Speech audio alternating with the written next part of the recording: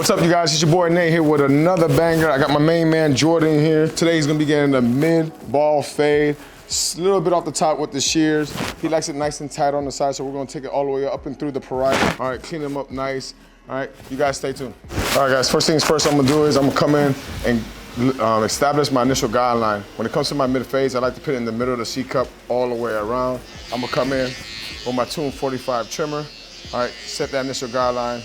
There's times where I like to punch my guideline in. There's times where I like to just take my trimmer up. For me, I've been cutting Jordan for some time now, so it's kind of muscle memory exactly where I need to put his guideline at. If you are gonna punch your initial guideline in, make sure your trimmers are in zero gap. That way you're not working twice as hard to take that initial guideline out. The way I like to do my guideline is I like to work on one side first, take it to about halfway behind the head, rotate my client over, and do the same thing. Again, as you can see, middle of the C-cut. Using my offhand or my pointer finger to fold the ear down. Last thing you want to do is nick that top of the ear. It's one of the most sensitive spots and actually has one of the most nerve endings when it comes to the human body, so you definitely don't want to do that. I'm going to connect the two in the back together. By doing this and breaking down your initial guideline to 3 steps, it'll help prevent you from making your initial guideline too high.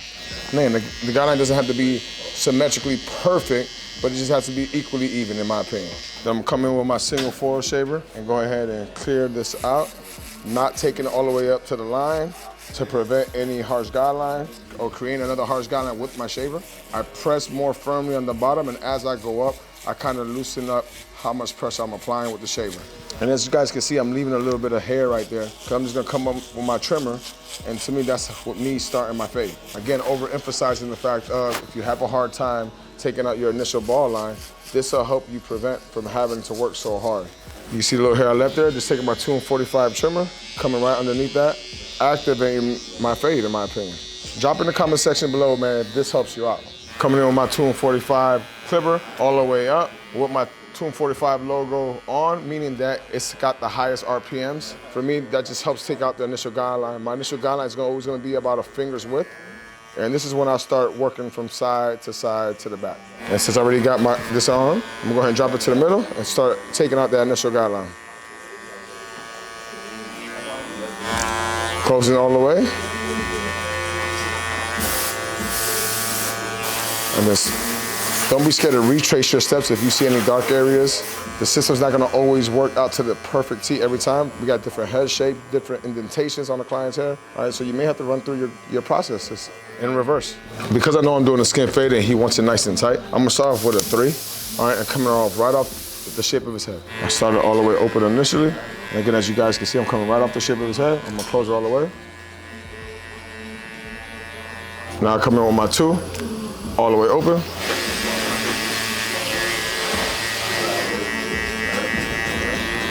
Come in with my 1.5 halfway.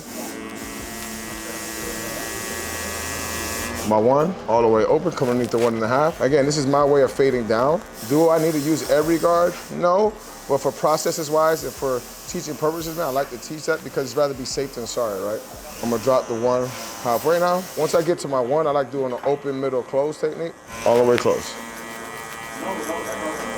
One tip I like to give a lot of barbers, because I know I had to develop the bad habit of not doing this, is that you want to stay square with your client, all right? If you feel yourself like you're reaching, take a step, scoot over, and keep your canvas as square as possible, so you don't want to get caught with the reaches, because you see the hair a lot more differently when you're square compared to when you're at an angle, all right? So you want to make sure that you're square to your client, posture-wise, in order for longevity-wise, man. You don't want back problems, shoulder problems, all right? Practice good posture, practice good habits when it comes to cutting hair.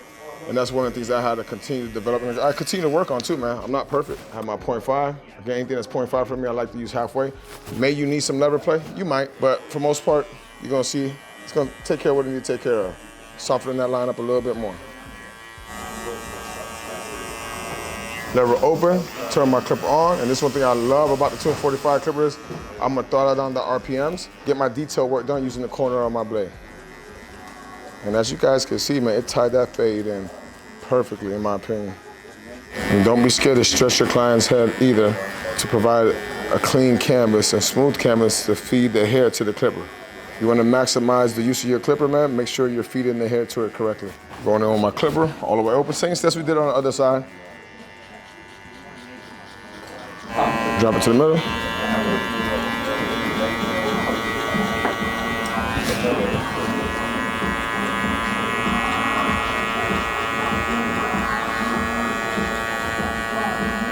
My 3, all the way open, coming right off the shape of his head. And what I mean by coming off the shape of his head, meaning I'm not gonna curve it. Coming off right off the shape of his head. That's what I mean by coming off the shape of his head, all right? Don't get in trouble by digging in someone's head, all right? Especially if that's not what the client wants. Close it. Two-guard, all the way open.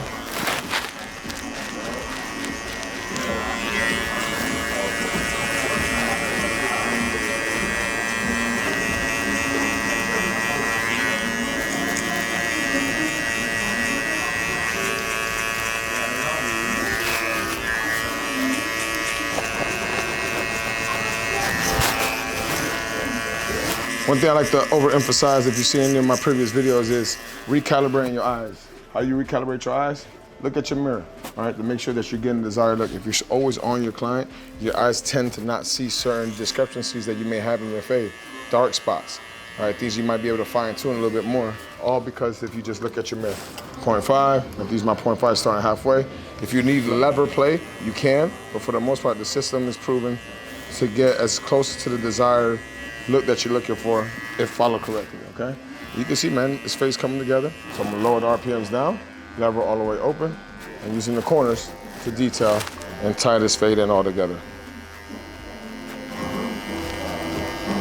Using the corner of your blades can really take your fade game to the next level, all right? Because you're not attacking the whole piece at once. Sometimes you don't need to get the whole area at one time. Maybe you just need a spot in that area. And by using your edge of your blade, you can actually get that desired look that you're looking to get. Have you guys heard yet? Tool 45 actually has a free school community that you can be a part of. What are you gonna get from it? You get access to our YouTube tutorials that are from YouTube. You get the full length of them in our Tool 45 community. All right, you also get the network. You wanna be around iron, right? Iron sharpens iron. You get to be around other barbers that are aspiring to do better and want better, and you can be used in that fashion if you join our community, all right? You get tremendous value. Me and my other 6 coaches are continuously putting useful information out there for you guys to just get free game that can help you get to the next level. And not only that, it gives you a sneak peek of what we offer in our 6-figure barber mentorship program that is only right now, only $120 a month, that gives you access to learn how to build your business, build your brand, and more importantly, set you up to have a more successful 2025 than you did in 2024. All right, looking forward to see you in the community. Mr. Guideline, no guard all the way open. Turn these RPMs up.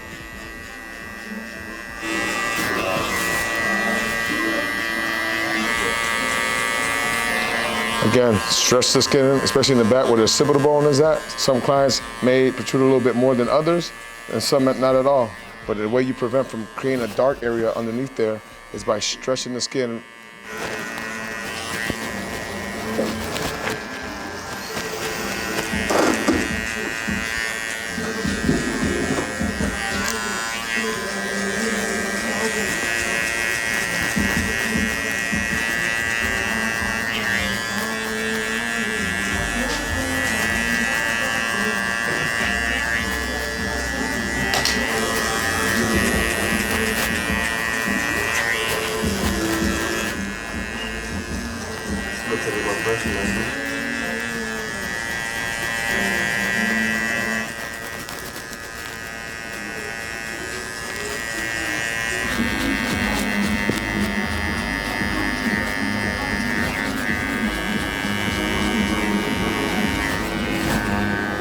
One thing I love about this clipper, guys, is the battery life. As you guys can see, I just finished this whole side of this fade and the back, then almost the whole fade with only 5% battery, and the clipper's still going strong, even with the indicator saying 0%. I don't ever let my clipper get this dead. Only reason being is I'm fresh off a flight from a hair show that I just got back from, so I never got a chance to throw my clippers back on the charger. As you guys can see, man, battery runtime on this clipper is crazy. All right, next up, guys, I'm gonna go ahead and saturate the top of his hair. He said he just wants a slight trim. Now, basically, you know, ends cut, wants to keep his hair really full up top. All right, so that's what we're gonna do. I'm gonna establish my middle guideline first. All right, this is where I like to cut in the shop. And then I'll be able to tie the sides to it. I like to use the middle as my initial guideline. Like the plummet in the direction that he's gonna style it. All right, now I already got my initial guideline set in the front, so now I'll pull up the next set of hair, and I'll be able to tie it right in to the guideline that I already had set in the middle. That's the guideline right there in the middle. So now I know I need to cut the rest of that hair off right there. The hair that's already cut, the hair that needs to be cut.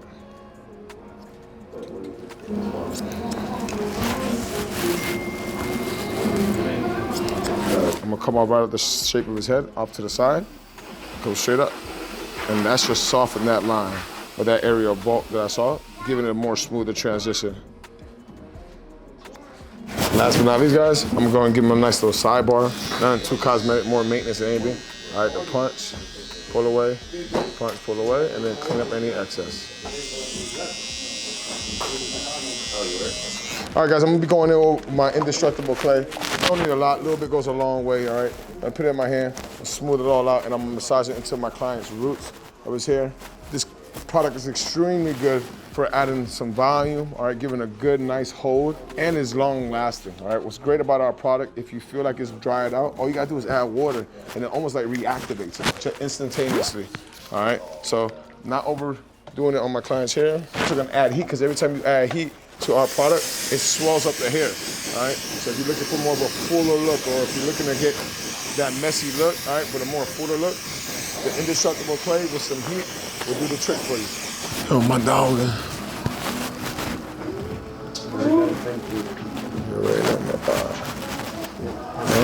We're going viral, baby. We're going viral, baby. Damn it, Tito. Another one?